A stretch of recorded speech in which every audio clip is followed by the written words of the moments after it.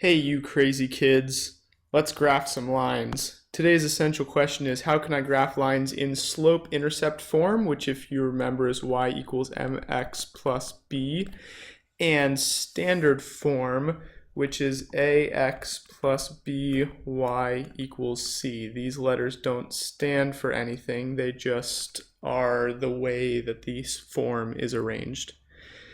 I was trying to add humor to this video, and so I searched line meme in Google Images, but all I got was stuff like this. I think I accidentally got pickup lines instead of math lines, and I chose this one to share with you because this kid is awesome. Sorry for the graininess of the picture, but maybe that's a good thing. I don't know if I would want to see him in any higher definition. Well, let's move on to the math. Here we go. We want to graph the line y equals negative 5/4 x plus 1. Since I have solved for y, I know that I am in slope-intercept form. You remember that m represents the slope, and you know that slope is rise over run. That's a messy box right there, but I think you get it. The b, remember, is my y-intercept. So what I'm going to want to do when I have it in slope-intercept form is I'm going to start at the y-intercept of 1. Remember, the y-axis is the up and down one, the vertical one. So I'm going to start at 1 on the y-axis. From there, I'm doing the slope thing. I'm going down 1, 2, 3, 4, 5 over 1, 2, 3, 4. That's a slope of negative 5 over 4. I could also go in the other way if I went up 5, 1, 2, 3, 4, 5, and went left 4, 1, 2, 3, 4. It's still in line. Let's connect the dots, and while I connect the dots, let me just remind you that a negative slope, which is what we have here, should always be like falling or going down as you read from left to right, which is the way you normally read. So this slope is definitely going down. It's a decreasing function, so this is correct. The slope is negative. It's a decreasing function. Moving right along. Oh, snap. I have a line in standard form. Remember how I said standard form was ax plus by equals c? And a lot of times students get tripped up, like, what do the a, b, and the c mean? They don't really mean anything. It's just, hey, I rearranged my linear function to be such that the x and the y are on the same side. So with standard form, I don't know what my y-intercept is, and I don't know what my slope are. It's just not in that format. The a, b, and the c don't really tell me anything. There are two ways that you can solve this. I'm going to show you the way that I think students prefer most of the time, but it's actually not the best way. And that is to convert the equation into slope-intercept form. I can do that by isolating the y. So let me show you how it works with isolating the y. This is one method. And we're really used to, from chapter 1, isolating y. I would subtract 3x from both sides. So 4y equals negative 3x plus 12. And then I would divide through by 4. Just make sure to divide everything through by 4. That's another thing a lot of people forget. So y equals negative 3/4 x plus 3. This is a slope-intercept form. The intercept is 3. The slope is negative 3/4. And so I could easily graph it. But maybe an even easier way would be using what I like to call intercept method. And intercept method is something that I'm going to be asking for on a test or a quiz. So you do need to know how to do this. Intercept method relies on you knowing that an equation is a collection of points. So all of the points that make this equation work are points that are going to end up in the line. So let's just see about a couple easy points that I could find. And here's what I mean by that. I want to find out what is the point when x equals 0, and what is the point when y equals 0 that ends up on this line. So let's find that out. I'm going to focus first on the point when x equals 0. And what I mean by that is, let's plug 0 into my equation for x and see what the y is. What happens when I plug in 0 for x? Doesn't this whole term go away? Because 3 times 0 is 0. So I'm left with just 4y equals 12, and it's really easy to figure out by dividing by 4 that y equals 3.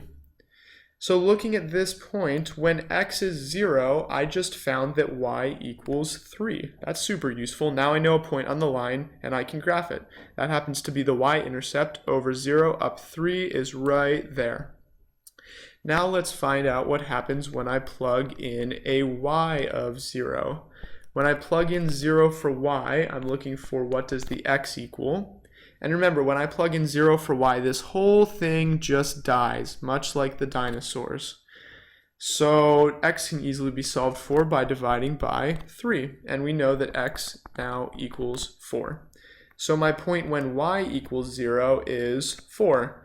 Well, gosh golly, I just found 2 points, 0, 3, and 4, 0. They also happen to be the y-intercept and the x-intercept, so that's useful. I think the book asks for that sometimes. And now I can just connect the dots, and I have a nice line. Okay, sweet. That was super easy. The intercept method is going to be your best friend. Let's just do another intercept method problem real quick because I don't think you're as comfortable with it. Remember, we want to see first, what point do I get when I plug in a 0 for x? When I plug in a 0 for x, this whole term goes away, and I can just divide through by 6 to get y equals 1. So my first point that I know is that when x is 0, y is 1. Let's graph that. Over 0, up 1, that's the y-intercept.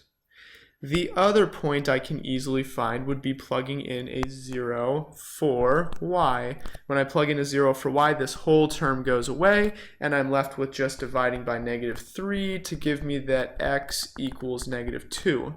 So when x equals -2, y equals 0, there's my second point. So over -2, up 0, and here are 2 points. As long as I have 2 points, I can graph my line. Perfect. Intercept method, easy. There's just one more thing I have to share with you. I want to graph the lines y equals 3, that's my first line, and x equals -4, that's my second line. These are 2 separate lines. No matter how much I teach this to students, they always seem to mess it up. Don't be that student that messes it up. I'll give you the explanation so that you can understand it. Please, please study it and don't forget, because people mess this up so often. One of these lines is going to end up being a horizontal line, and one of these lines is going to end up being a vertical line. You just have to remember which one. Now here's what makes this tricky. Let's focus on the y equals 3 first. Do you see a slope? I certainly don't. If you're clever, you might be able to tell that the slope is 0. Because if I went 0x plus 3, wouldn't that still be the same thing? Because 0 times x is 0. And for those of you that are also kind of paying attention, if I do this, if I make the slope 0 and throw an x in there, you might recognize 3 as the y-intercept. But that's a confusing way of thinking about it. So I'm going to show you this way. Let's list a bunch of points that have a y-coordinate of 3. Because I don't know anything else about this equation except that, well, darn it, y has to equal 3. X could be anything. Do you see an x anywhere in that equation? No. So I can make x anything I want as long as y equals 3. So who cares? Let's make x -2. As long as y is 3, I'm good. Let's make x 0. Let's make x 5. We could also make x 6. The point is, as long as I have a y of 3, I'm good to go. Let's graph all these points. Starting with -2, 3. That's right here. All right, now 0, 3. That's right here. All right, now 5, 3. That's over here. And 6, 3. That's over here. Does it look like I'm getting a horizontal line? Yes. And it's a horizontal line through a y-intercept of 3. Interesting. So y equals 3, a horizontal line. We're going to use the same reasoning to get x equals -4. Remember, I don't have any constraints on the y here. Do you see a y somewhere in this equation? No. That means y can be literally anything. As long as I have an x of -4, I'm good to go. So let's list a bunch of points where the x is -4 and I can make the y anything. Let's go -5, -1, and 3. And let's graph all these points. over -4 down -5 is here, over -4 down 1 is here, over -4 up 3 is here. So here is my x equals 4 line. These points are making a vertical line. Every single point on this line has an x coordinate of -4, and yes, it is intercepting the x-axis at -4. So don't be the students that forget y equals is going to be a horizontal line. Why? Because literally every y coordinate is the same number, whatever's in here. X equals whatever is going to be a vertical line. Finally, intercept method is great when the line is in standard form, and don't forget that means you're trying to find the points where x equals 0 and then where y equals 0. Thanks for watching. Get back to your evening. See you in class tomorrow.